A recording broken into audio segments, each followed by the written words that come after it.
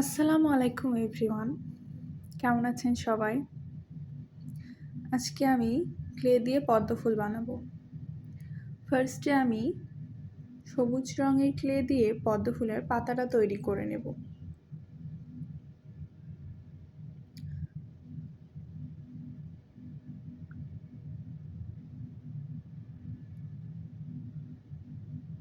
পাতাটা রিয়েলিস্টিক করার জন্য মাঝে কিছুটা দাগ কেটে দিব এবং কালার করে নিব।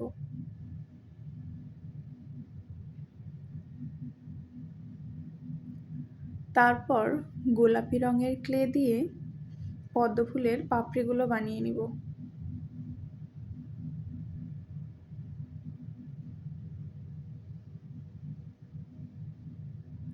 পাপড়িগুলোর মাঝে কিছুটা রং দিয়ে দিব।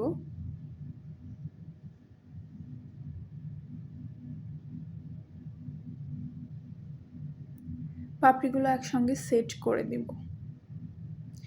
মাঝের পোর্শনটা হলুদ রঙের ক্লে দিয়ে দিব।